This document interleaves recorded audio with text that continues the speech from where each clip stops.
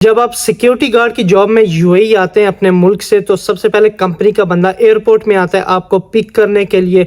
और उसके बाद आपकी सैलरी कितनी होती है, फर्स्ट डे में आपके साथ क्या क्या होता है, और आपकी सैलरी कब स्टार्ट होती है दुबई में आकर या यूएई में आकर सिक्योरिटी गार्ड की जॉब करने के बाद। और मेडिकल आपका अगर अनफिट हो जाए तो क्या होगा, उसके अलावा आपकी प्रमोशन होती है या नहीं, सीसीटीवी की जॉब आप कर सकते हैं या नहीं एज ए सिक्योरिटी गार्ड आके सीसीटीवी ऑपरेटर की जॉब। उसके अलावा जो है कंट्रोल रूम ऑपरेटर या जो कंप्यूटर की जॉब आपको मिल सकती है सिक्योरिटी गार्ड की जॉब में या नहीं, स्टैंडिंग ड्यूटी होती है, कितने घंटे ड्यूटी होती है, उसमें प्रमोशन आपको मिलती है, सुपरवाइज़र आप कैसे बन सकते हैं, आपका मेडिकल ट्रांसपोर्ट वगैरह कैसे आपको प्रोवाइड की जाती है, उसके बाद पासपोर्ट आपका कंपनी रखती है या आपके पास होता है। इस तरह की सारी इन्फॉर्मेशन इसी वीडियो में आपको मिलेंगी। सबसे पहले आप अपने मुल्क में इंटरव्यू देते हैं, उसमें जो है वो आपकी सिलेक्शन होती है। सिलेक्शन के बाद आपको कहा जाता है कि आप मेडिकल करवाइए, और उसके बाद प्रोटेक्टर वगैरह करवाते हैं। ऑफर लेटर आप साइन करके एजेंसी को देते हैं और एजेंसी आपका वीज़े का प्रोसेस करवाती है। सिलेक्शन के बाद जब आप सिलेक्ट होके आ जाते हैं, जब सिलेक्ट हो जाते हैं, उसमें आपको कम से कम 3 महीने का ड्यूरेशन दिया जाता है कि 3 महीने के ड्यूरेशन के अंदर अंदर आपका वीज़ा आ जाएगा। और इस टाइम में अगर आपका वीज़ा आता है तो आप आ जाते हैं, अगर आपका नहीं आता तो कभी कभी 4 महीने भी लग सकते हैं, उसके बाद आपका वीज़ा आ जाता है। जब आपका वीज़ा आता है तो आपको एजेंसी एक बंदे का कांटेक्ट नंबर देती है, या तो कोई कैब देती है उस एजेंसी के नाम की, या तो कंपनी के नाम की शर्ट या कुछ भी देती है, ताकि आप जब यूएई पहुँचें तो कंपनी का जो ड्राइवर है, कंपनी का बंदा आपको जो पिक करने आया होता है, वो आपको यूएई एयरपोर्ट से पिक कर ले। तो आप वो कैप वगैरह पहनते हैं, या तो आपके पास ड्राइवर का कांटेक्ट नंबर होता है। जैसे ही आप एयरपोर्ट से बाहर निकलते हैं तो कंपनी का बंदा खड़ा होता है वहाँ पे, वो आपको रिसीव करता है, आपका बैग्स वगैरह गाड़ी में लेके जाता है। गाड़ी में जब आप पहुँचते हैं तो आपको पासपोर्ट वगैरह पूछ लेता है कि पासपोर्ट आपके पास है या नहीं।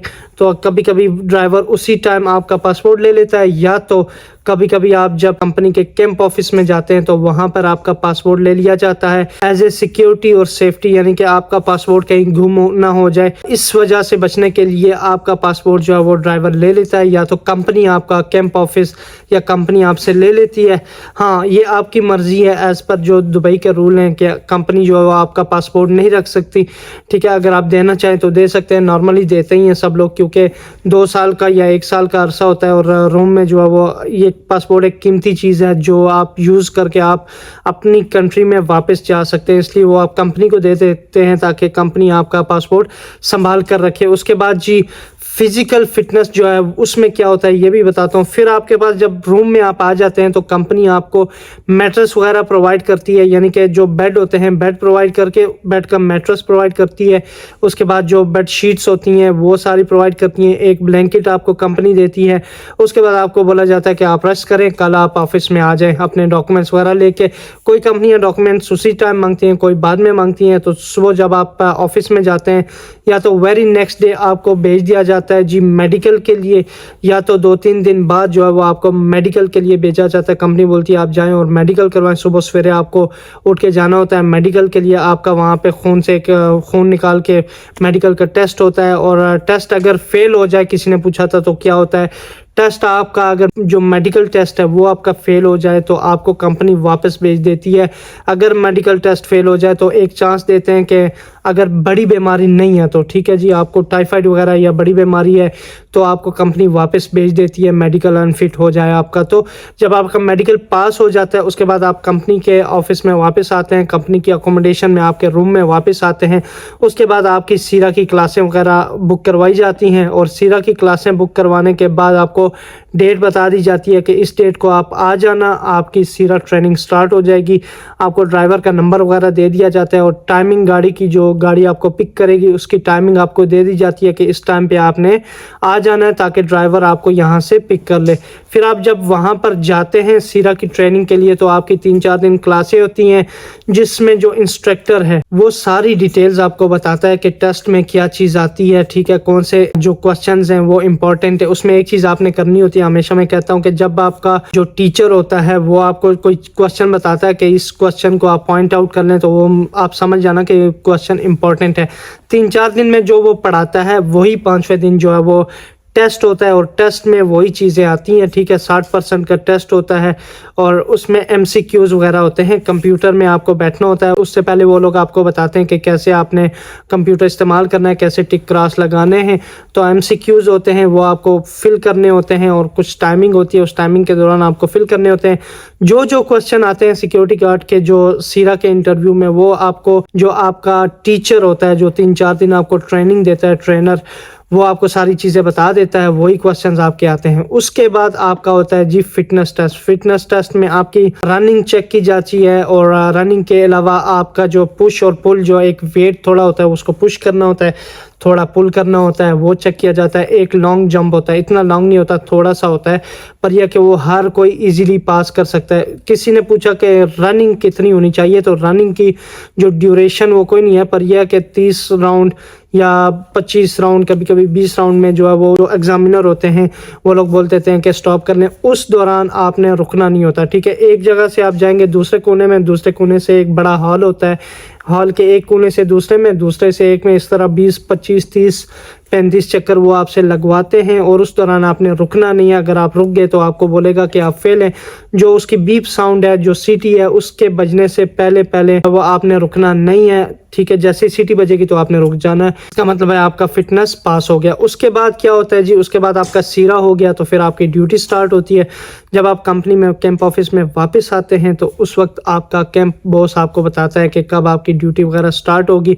उसमें कैंप कोऑर्डिनेटर्स होते हैं, उनसे आप कंटेक्ट करते हैं तो वो आपकी ड्यूटियां वगैरह लगाते हैं। कई बार ये होता है कि कई बार सीरा करने के बाद हफ्ता, 2 हफ्ते, 1 महीना लग जाता है। और कई जो अच्छी कंपनियां होती हैं जिनके पास कॉन्ट्रैक्ट ज़्यादा होते हैं, वो जैसे ही आपका सीरा होगा तो आपको डिप्लॉय कर देती हैं लोकेशंस में। लोकेशंस में क्या होता है जी, लोकेशंस में 12 घंटे आपकी ड्यूटी होती है, ठीक है। उसमें स्टैंडिंग भी हो सकती है 12 के 12 घंटे, उसमें 1 घंटा या 1.5 घंटा आपकी ब्रेक होती है और उसके अलावा जो है वो स्टैंडिंग भी हो सकती है, या तो सारी सिटिंग भी हो सकती है, या तो आप कभी कभी चेंज कर सकते हैं, यानी कि 2 घंटे स्टैंडिंग, 1 घंटा।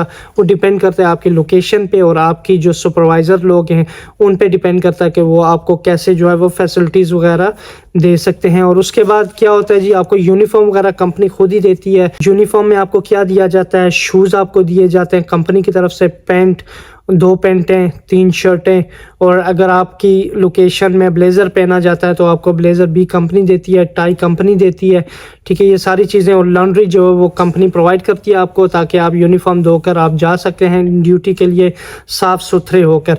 उसके बाद आपकी ड्यूटी स्टार्ट हो जाती है और उसमें कई चीज़ें हैं जी।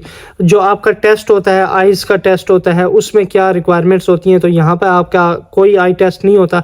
वहाँ पर जो चेक करना होता है वही लोग वो चेक करते हैं। आपकी आईसाइट थोड़ी वीक है तब भी आप चल सकते हैं। यहाँ पे विजिट वीज़ा पर जॉब मिलना सिक्योरिटी गार्ड की मुश्किल है। और रिज़ाइन कब कर सकते हैं, किसी ने पूछा था, तो रिज़ाइन आप कर सकते हैं बिल्कुल। अगर आप सेमी गवर्नमेंट कंपनी में आए तो आप 6 महीने के बाद कभी भी रिज़ाइन कर सकते हैं। 6 महीने जैसे ही आपको पूरे होते हैं तो आप रिज़ाइन कर सकते हैं, कोई मसला नहीं होता। कोई डिटेक्शन आपका कंपनी जो है वो आपकी डिटेक्शन कोई नहीं करती है, तो आप इजीली रिज़ाइन कर सकते हैं। किसी ने पूछा CCTV ऑपरेटर बन सकते हैं सिक्योरिटी गार्ड में आके, जी बिल्कुल बन सकते हैं। जो रिक्वायरमेंट होती है नॉर्मली कंपनीज़ की, कि आपका 1.5-2 साल का एक्सपीरियंस होना चाहिए UAE में सिक्योरिटी गार्ड का, और उसके बाद आपके पास डॉक्यूमेंट्स अटेस्टेड होने चाहिए। तो जब आप आते हैं UAE में तो एक बात याद रखिएगा कि अपने डॉक्यूमेंट्स अटेस्टेड लेके आएँ। क्यों? क्योंकि जब भी आपकी प्रमोशन होती है एज ए सुपरवाइज़र या तो CCTV ऑपरेटर आप बनते हैं तो आपको अटेस्टेड डॉक्यूमेंट्स मांगे जाते हैं। तो इससे पहले कि आप यहाँ पे आएँ अपने डॉक्यूमेंट्स अटेस्ट कर लें ताकि आपकी प्रमोशन ना रुके, क्योंकि कभी कभी अचानक से चांस आ जाता है कि हमें जिस CCTV ऑपरेटर चाहिए किसके पास अटेस्टेड डॉक्यूमेंट्स है, तो आप अगर डॉक्यूमेंट्स देंगे तो आपके चांस ज़्यादा से ज़्यादा होंगे। सिक्योरिटी गार्ड की जॉब में कंट्रोल रूम ऑपरेटर्स भी होते हैं जो पूरे एरिया को कंट्रोल करके रखते हैं। उसमें कोई कंप्लेंट्स वगैरह होती हैं वो रिसीव करते हैं, कई बार फ़ोन कॉल रिसीव करते हैं और रिपोर्टें वगैरह बनाते हैं। उसमें भी आपको जॉब मिल सकती है अगर आप कंप्यूटर में अच्छे हैं। कंट्रोल रूम में रिक्वायरमेंट है तो आप कंट्रोल रूम में जा सकते हैं। प्रमोशन बिल्कुल आपकी होती है जी। प्रमोशन के लिए जो CCTV ऑपरेटर है वो 1.5-2 साल का एक्सपीरियंस होना चाहिए, फिर आपकी प्रमोशन हो जाती है। और सुपरवाइज़र के लिए आपको कम से कम 5 साल का एक्सपीरियंस यूएई में चाहिए। यूएई में अगर आपका 5 साल का एक्सपीरियंस है तो आप सुपरवाइज़र बन सकते हैं। नॉर्मली बंदे सुपरवाइज़र बन जाते हैं। सुपरवाइज़र की सैलरी कितनी होती है तो डिपेंड करता है जी आपकी कंपनी पे। कई कंपनियां जो है वो 2500 भी देती हैं, कई कंपनियां 2900 3000 भी देती हैं, जैसे ट्रांसकार्ड है। कई कंपनियां 3500 4000 भी देती हैं। होटल्स वगैरह में जो है वो ड्यूटी सिक्योरिटी गार्ड की 8 घंटे होती है और जो सैलरी होती है वो थोड़ी कम होती है, 1800 2000 तक होती है। और सुपरवाइज़र की सैलरी 3000 3500 तक होती है। और फूड वगैरह कंपनी नहीं देती बिल्कुल भी जी। फूड की कोई पूछ रहा था तो फूड कंपनी नहीं देती। सिक्योरिटी गार्ड की जॉब में आपको फूड का अलाउंस वगैरह सारा दिया जाता है, पर यह कि फ़ूड आपने अपना होटल से ख़रीदना होता है। और पासपोर्ट जो है वो आपका कंपनी अपने पास रखती है ताकि कहीं गुम ना हो जाए। ये सारी डिटेल्स हैं सिक्योरिटी गार्ड की जॉब्स की। अगर आपको वीडियो अच्छी लगी है तो इस चैनल को सब्सक्राइब कर लें। चैनल का नाम है फरहान अब्बासी। और अपने दोस्तों को इस चैनल के बारे में सजेस्ट करें जो लोग यूएई आना चाहते हैं सिक्योरिटी गार्ड की जॉब के लिए। उनको ये वीडियो सेंड करें ताकि उनको सारी इन्फॉर्मेशन आने से पहले ही पता हो। अपना ख्याल रखिएगा। अल्लाह हाफिज़।